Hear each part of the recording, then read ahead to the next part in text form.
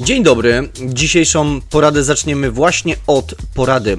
Warto przeczytać te informacje, które właśnie na pulpicie pojawiają nam się. Na przykład a mianowicie obciążenia treningowe mają wpływ na rezultaty zawodników osiągane w trakcie sezonu.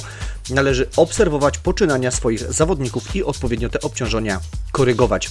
Skoro przeczytaliśmy właśnie tą informację o treningu, to należy właśnie pamiętać o tym. W module kadra mamy trening, gdzie możemy ustawić poszczególne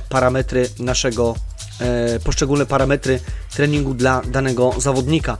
Dotyczy to siły, wytrzymałości, refleksu, a także technik na torze. I właśnie od tego, jak finalnie będziemy mieć wypracowane, albo jaką finalnie będziemy mieć intensywność, czy obciążenie tego zawodnika, to może mieć wpływ właśnie na rezultaty, które ten zawodnik osiąga na torze.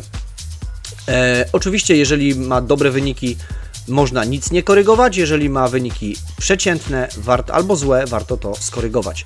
Raporty treningowe pozwalają nam albo pomagają nam obserwować, jak dany zawodnik się rozwija, zwłaszcza jeżeli chodzi tutaj o adeptów, czyli ta średnia wzrostu na poziomie 0,3 po każdym treningu jest bardzo pożądana. Jest ona według nas najbardziej optymalna, jeżeli chodzi o właśnie młodych adeptów. A więc raporty treningowe są pomocne i warto je tutaj wprowadzić, aby móc obserwować rozwój zawodnika. Kolejnym elementem, na który chcemy jeszcze zwrócić uwagę właśnie w tym odcinku, to jest warsztat.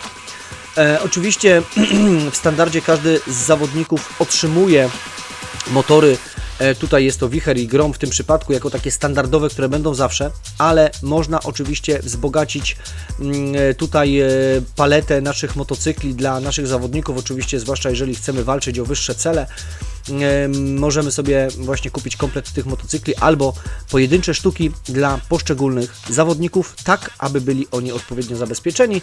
A jak się to robi, możemy zrobić od razu, bo widzę, że i moja pierwsza drużyna wymaga tego wsparcia, aby przynajmniej były 2 motocykle u każdego zawodnika, a więc wchodzimy do sklepu, komplet motocykli, seniorzy, wybieramy na przykład opcję na miesiąc, poszło i w tym momencie już nasi zawodnicy są uzbrojeni w odpowiednie motocykle, które są mocne i które mogą zrobić różnicę.